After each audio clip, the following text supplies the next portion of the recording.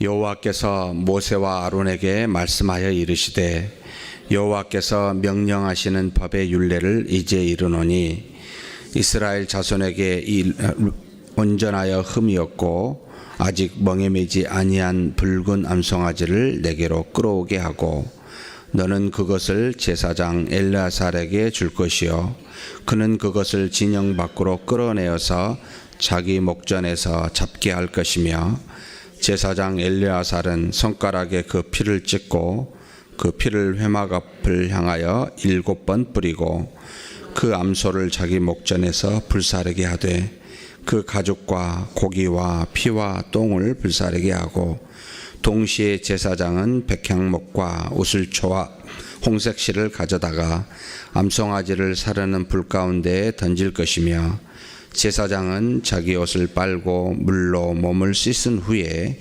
진영에 들어갈 것이라. 그는 저녁까지 부정하리라. 송아지를 불사른 자도 자기 옷을 물로 빨고 물로 그 몸을 씻을 것이라. 그도 저녁까지 부정하리라. 이에 정결한 자가 암송아지의 죄를 거두어 진영 밖 정한 곳에 둘지니 이것은 이스라엘 자손 회중을 위하여 간직하였다가 부정을 씻는 물을 위해 간직할지니 그것은 속죄의 죄니라. 암송아지의 죄를 거둔 자도 자기의 옷을 빨 것이며 저녁까지 부정하리라. 이는 이스라엘 자손과 그 중에 거류하는 외인에게 영원한 율례니라. 사람의 시체를 만진 자는 이래 동안 부정하리니 그는 셋째 날과 일곱째 날에 잿물로 자신을 정결하게 할 것이라. 그리하면 정하려니와 셋째 날과 일곱째 날에 자신을 정결하게 하지 아니하면 그냥 부정하니 누구든지 죽은 사람의 시체를 만지고 자신을 정결하게 하지 아니하는 자는 여호와의 성막을 더럽힘이라. 그가 이스라엘에서 끊어질 것은 정결하게 하는 물을 그에게 뿌리지 아니하므로 깨끗하게 되지 못하고 그 부정함이 그대로 있음이니라. 장막에서 사람이 죽을 때의 법은 이러하니 누구든지 그 장막에 들어가는 자와 그 장막에 있는 자가 이래 동안 부정할 것이며 뚜껑을 열어 놓고 덮지 아니한 그릇은 모두 부정하니라. 누구든지 들에서 칼에 죽은 자나 시체나 사람의 뼈나 무덤을 만졌으면 이래 동안 부정하리니 그 부정한 자를 위하여 죄를 깨끗하게 하려고 불사른 재를 가져다가 흐르는 물과 함께 그릇에 담고 정결한 자가 우슬초를 가져다가 그 물을 찍어 장막과 그 모든 기구와 거기 있는 사람들에게 뿌리고 또 뼈나 죽임을 당한 자나 시체나 무덤을 만진 자에게 뿌리되 그 정결한 자가 셋째 날과 일곱째 날에 그 부정한 자에게 뿌려서 일곱째 날에 그를 정결하게 할 것이며 그는 자기 옷을 빨고 물로 몸을 씻을 것이라. 저녁이면 정결하리라. 사람이 부정하고도 자신을 정결하게 하지 아니하면 여호와의 성소를 더럽힘이니 그러므로 회중 가운데서 끊어질 것이니라. 그는 정결하게 하는 물로 뿌림을 받지 아니하였은즉 부정하니라. 이는 그들의 영구한 율례니라. 정결하게 하는 물을 뿌린 자는 자기 옷을 빨 것이며 정결하게 하는 물을 만지는 자는 저녁까지 부정할 것이며 부정한 자가 만진 것은 무엇이든지 부정할 것이며 그것을 만진 자도 저녁까지 부정하리라. 아멘. 민수기 19장은 성결, 정결에 대해서 우리에게 그 정결하지 못한 부정한 자가 어떻게 정결해야 되는지를 가르쳐 주고 있습니다. 어제 민수기 18장을 보면서 하나님은 두 가지 측면을 통해 우리의 죄에 대해서 하나님 앞에 나아갈 때 해결하는 방법을 제시하셨다.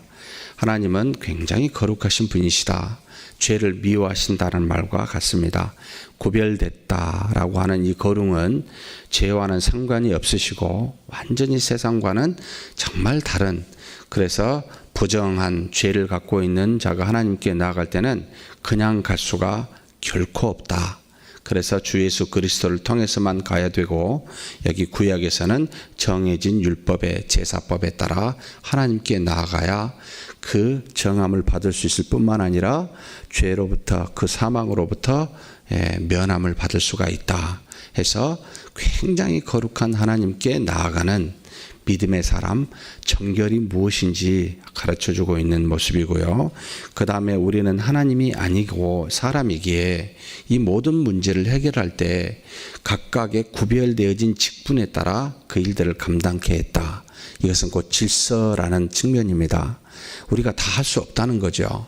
제한되어 있기 때문에 그 어떤 직분을 주어, 사명을 주어 그 일부를 감당케 함으로 서로 협력하여 온전하게 하나님의 그 의를 이루도록 하셨다.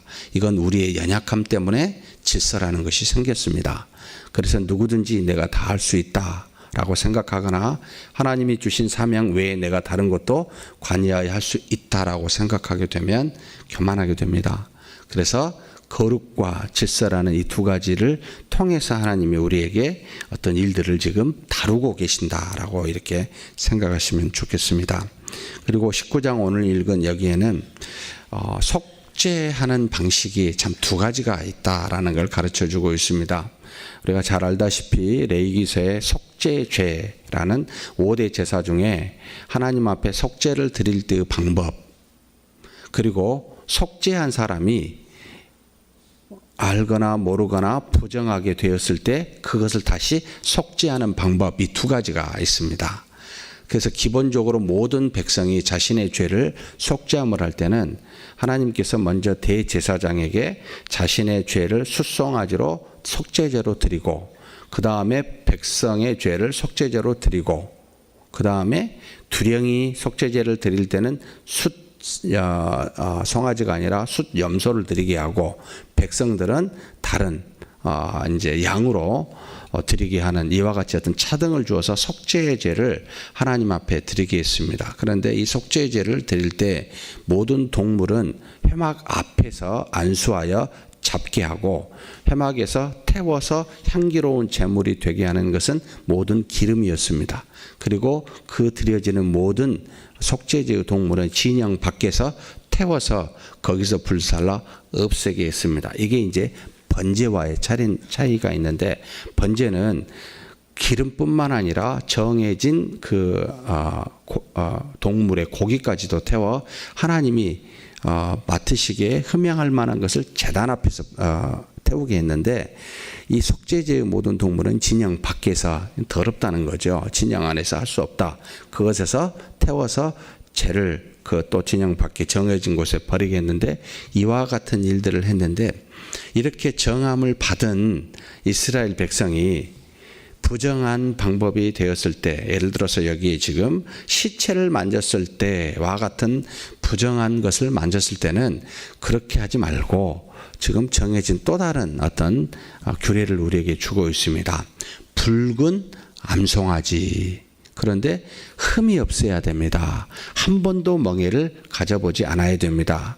붉은 암송아지는 유일하게 여기 지금 처음 나오는 암소인데, 대부분 다 수소나 수양을나 어떤 순염소를 드리겠는데 붉은 암송아지를 드리게 해서 아마도 이 속죄제와 좀 다른 방식으로 이스라엘 백성에게 요청하는, 그래서 이 동물을 통해 다른 제사다라는 걸 아마 구별시키신 것 같습니다. 그래서 이것을 가지고 진영 밖으로 가서 거기서 죽이게 하고 거기서 태우고 똥과 피와 모든 가죽을 전부 다 불살라서 그것을 그 진영 밖에서 하게 했습니다. 그리고 난 다음에 이것을 불태울 때 거기에다가 붉은색 또는 우슬초, 그 다음에 이제 홍색 실을 집어여서 백향목과, 그러니까 하얀 나무 정결을 의미하고, 우슬초는 소독을 의미하고, 홍색 실은 어떤 속죄에 대한 붉은색을 의미한 듯 싶습니다. 이것을 함께 태워서 재를 모아다가 정한 곳에 두어서 그곳에서 흐르는 물에 흐르는 물을 담아다가 그 재를 거기에 이어서 그 재를 가지고 우슬초라는 그 식물로 뿌리게 되면 7번씩 이곳으로 부정함을 입은 사람이 정함을 입게 하는 그런 어떤 예식을 취하게 했습니다. 바로 셋째 날과 일곱째 날에. 그래서 평소에 시체를 만지거나 이것은 뭐 부지중이든 뭐든 시체가 단 곳에, 그 죽은 곳에, 우리가 죽으면 늘 일상에 맞는 이야기죠. 장막 안에 누군가가 죽었을 때 그 장막에 거한 자나, 우리 같으면 문상이라 하겠죠. 장막에 들어간 자나 모두가 다 부정하다라고 해서 이와 같은 정결의식을 갖게 했습니다. 또 들에서 시체의 뼈를 모르게 만지거나 또는 그것을 시체를 운반하거나 또는 어떤 무덤을 만지거나 라고 하는 이와 같은 일을 했을 때도 부정한 자라 취급하여 일주일 1회 동안을 이 부정한 것을 당하게 되어 있는데, 셋째 날에 또 일곱째 날에 이와 같이 정결의식을 통하고 난 다음에 진영 안으로 들어오게 하는 이와 같은 정결의식을 요청하였습니다.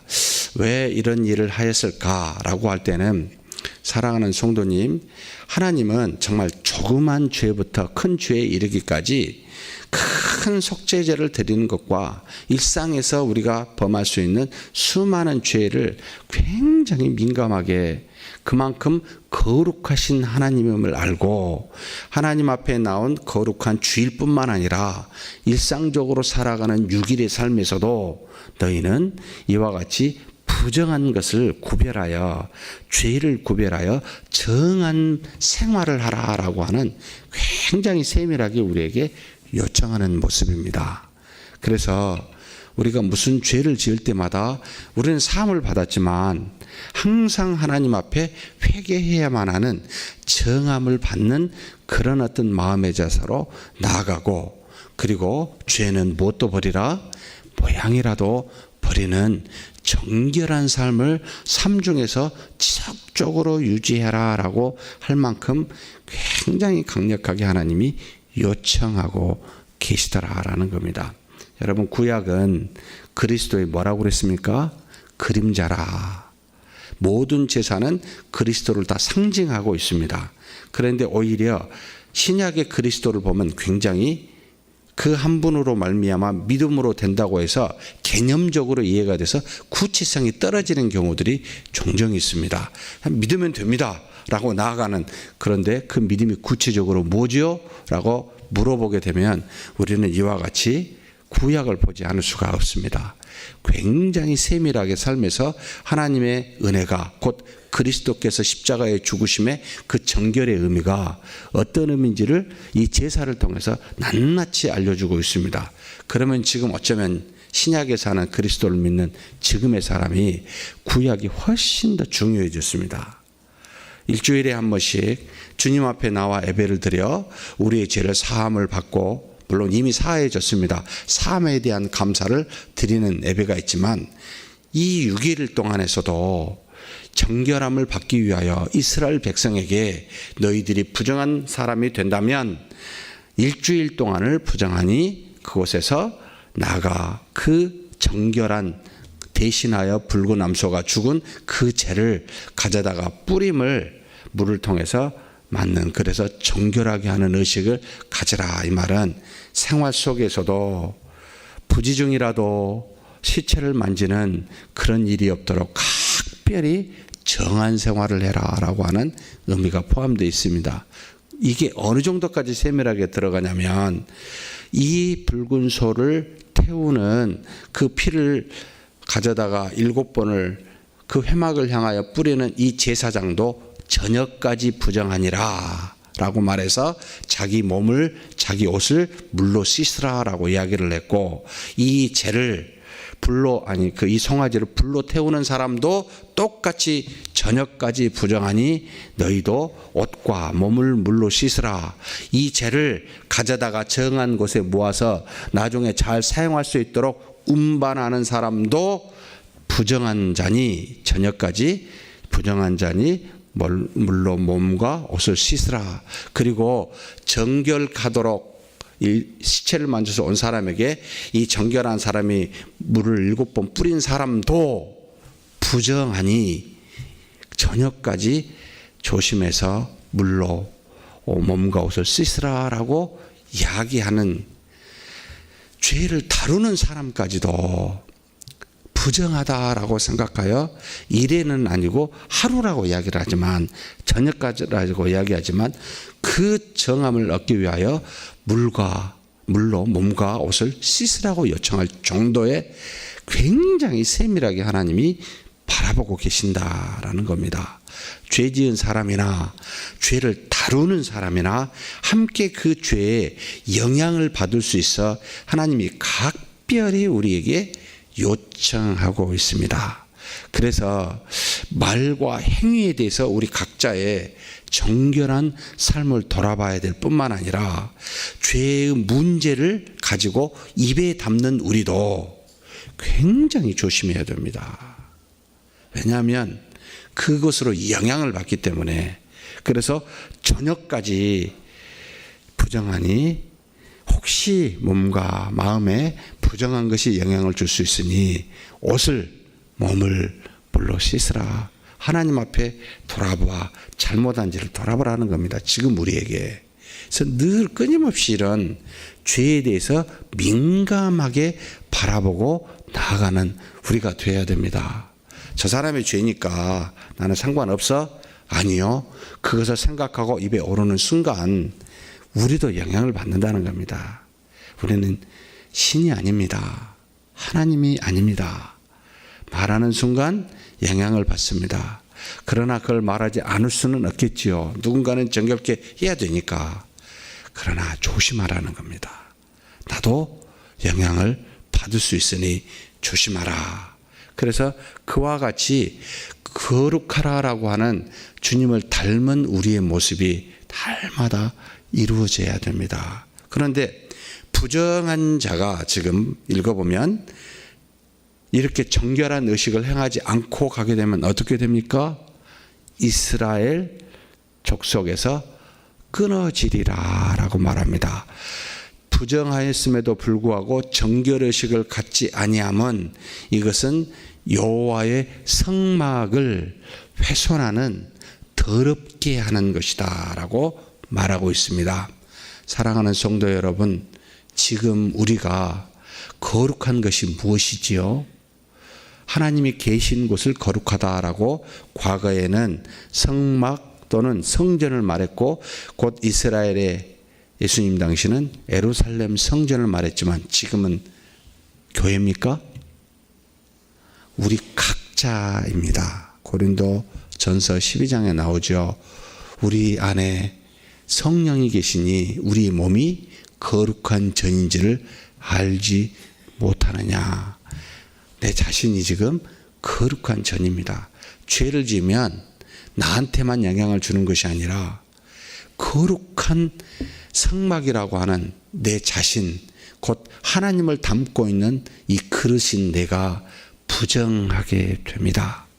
그래서 이것을 깨끗하게 씻어야죠. 이렇게 부정한 것을 회개하지 않고 씻지 아니하면 여러분 거룩한 삶에서 백성에서 끊어지게 된다, 구원에서 떠난다라는 말은 아닐 거라고 보입니다. 구원으로부터 그 삶에 관계없는 죄인의 삶을 살게 됩니다 라고 하는 뜻이 되겠지요. 하나님의 자녀로서 구원에 이르겠지만 이 땅에서 거룩한 성결의 삶을 살지 못하는, 풍성한 은혜가 없는 세상 사람과 하나 차이가 없는 그와 같은 삶을 살게 됩니다 라는 의미겠지요. 그러니 돌이켜야 됩니다. 우리가 거룩합니다. 작은 것 하나 여러분 허용하면 바늘도둑이 소도둑 된다고 커다란 죄도 허용이 됩니다. 그러니 이것을 내 자신에서부터 적용을 해야 됩니다. 꼭 이것을 남한테만 적용을 해요. 자기의 커다란 들보는 알지 못하고 상대의 조그만 흠을 잡고 이야기를 합니다. 자신에서부터 잣대를 대십시다. 내가 하나님 앞에 거룩하지 못한 것이 무엇이 있나. 그런데 놀랍게도 거룩하지 않은 성결한 자일수록 사랑이 많아야 되는데 정죄가 많아집니다. 이게 어찌된 노릇인지 모르겠습니다. 죄를 짓지 않으려고 노력하는 사람일수록 사랑을 품고 하나님의 은혜를 더 드러내 상대의 죄를 변화시켜 정결한 자가 되도록 인도해야 되는데 도토리 키재기 하는 거죠. 당신의 죄보다 내가 좀 더 깨끗하니까 저 잘못했다고 이야기합니다. 사랑하는 성도 여러분, 그런 건 아니지 않습니까? 우리는 하나님 보시기에 다 사실은 정도의 차이지만 다 죄가 있습니다. 그러니 내 자신의 죄를 하나님 앞에 회개하고 사랑이 있으면 권면하시고 함께 정결하도록, 사랑이 없으면 그냥 기도하십시다. 그 사람을 위해서 정결하도록. 정결함을 행하여 권면했습니까? 곧바로 와서 또 회개해야 되면 내가 그 죄를 혹시 영향을 받지 않았나 저녁까지 부정할 수 있으니 하나님 앞에 돌아보아야 됩니다. 그런 저와 여러분이 되기를 주의 이름으로 축복합니다. 하나님 아버지 감사합니다.